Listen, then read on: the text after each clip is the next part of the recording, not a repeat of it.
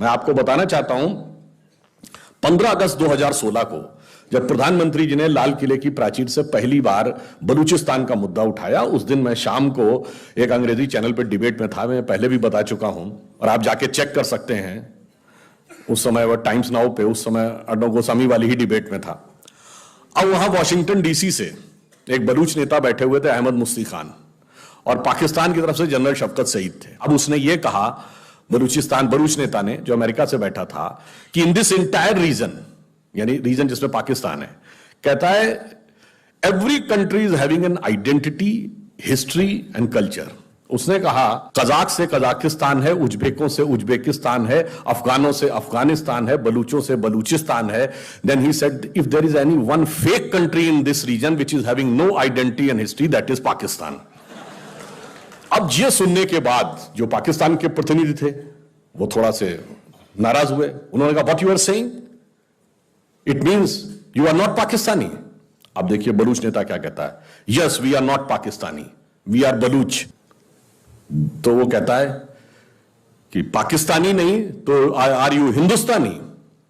अब सुनिए आगे वो क्या कहता है, कहता है yes we are Baloch, we are not Pakistani and we are Hinglaj Mata की संतान है।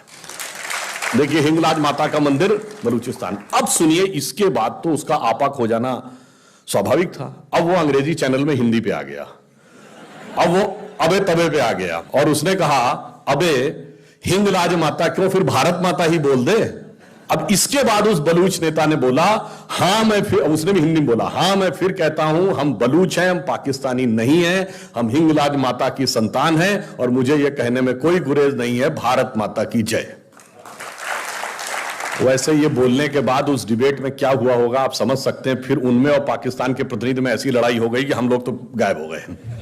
परंतु मैं ये कहना चाहता हूं कि ये ऐसा सूत्र है कि राजनीतिक दृष्टि से वो हिस्सा किसी के भी पास चला जाए, आपकी भावना, संस्कृति और संस्कार से जुड़ा रहता है। इसीलिए जो हमारा कॉन्सेप्ट है पॉलिटिको टेरिटोरियल नेशन, यानी भू राजनीतिक राष्ट्र नहीं, राज्य वो है जो एक जमीन का हिस्सा एक पॉलिटिकल पावर से गवर्न होता है, राष्ट्र वो है जो श्रद्धा के एक केंद्र से गवर्न होता है। उसमें वह हिस्सा किस पॉलिटिकल पावर के पास है उससे ज्यादा यह महत्व होता है कि आप उसके साथ किस तरह जुड़े हुए हैं। आप देखिए हमारे राष्ट्रगान में पंजाब, सिंध, गुजरात, मराठा है कि नहीं? सिंध तो हमारा राजनीतिक राष्ट्र का हिस्सा नहीं है पर हमारे सांस्कृतिक राष्ट्र का हिस्सा है। ननकाना साहब, करतारपुर साहब हमारे पॉलिटिकल टेरिटरी का हिस्सा नहीं है पर हमारे कल्चरल नेशनलिज्म का हिस्सा है। सिंधु घाटी की सभ्यता, जिसे सिंधु सारस्वत सभ्यता कहते हैं, उसका बहुत बड़ा इलाका पाकिस्तान में चला गया। क्या कोई उसको पाकिस्तान का कल्चर मानता है? कोई पढ़ाता है उसमें हिस्ट्री में? इंडियन हिस्ट्री में पढ़ाया जाता है। गांधार आज हमारा पॉलिटिकल टेरिटरी का हिस्सा नहीं है मगर गांधारी हमारी संस्कृति का हिस्सा है। इसलिए मैं कहता हूं हमारी संस्कृति का व्याप क्या है इसे समझना चाहिए और उसका प्रभाव क्या है यह भी समझना चाहिए। मैं आपसे यह पूछना चाहता हूं कि हमारी संस्कृति की महानता जानते क्या है? बाकी दुनिया में जितने धर्म और संस्कृति हैं उसमें सिर्फ उस धर्म और संस्कृति को मानने वाले उसको मानते हैं। हमारे यहां जो यदि हिंदू को एक रिलीजन माने तो हिंदू तो धर्म है, तो जो उसको नहीं भी मानते यानी उस धर्म के या उस पंथ के या उस पद्धति के अनुयायी नहीं है वो भी हमारे प्रतीक को अपना मानते हैं। अगर मैं आपसे पूछूं दुनिया में एक देश बताइए जिसका राजा टाइटल होल्ड करता हो किंग रामा, वो है थाईलैंड, जहां का राजा टाइटल होल्ड करता किंग रामा द 10th। आप सब यहां भगवान गणपति की पूजा करते हैं, कोई एक देश बताइए जिसके नोट के ऊपर गणपति का चित्र हो, तो वो भारत नहीं है, वो है इंडोनेशिया, जो दुनिया का सबसे बड़ा मुस्लिम देश। यदि आपसे पूछूं कि कोई एक देश बताइए जहां की फर्स्ट लेडी आज भी ये मानती हो कि उनकी वंशावली भगवान राम से शुरू होती है, तो वो है साउथ कोरिया, जहां 60% लोग अपने को नास्तिक मानते हैं। हरे रामा हरे कृष्णा मूवमेंट एक दौर में यूरोप में रहा हो या आज इस्कॉन का मूवमेंट हो, इसमें से कोई भी न भारत सरकार या भारत की किसी भी सरकार के द्वारा समर्थित है, न किसी हिंदू समाज के द्वारा स्पॉन्सर्ड है, परंतु वह पूरे क्रिश्चियन यूरोप से लेके मुस्लिम इंडोनेशिया तक और थाईलैंड से लेके नास्तिक साउथ कोरिया तक सब के सब उस प्रतीकों को मानते हो, तो मैं चुनौती से कहता हूं कोई दूसरी संस्कृति, धर्म, संप्रदाय बता दीजिए जहां उसको न मानने वाला भी उतनी ही श्रद्धा रखता हो जितना कि आप रखते हैं।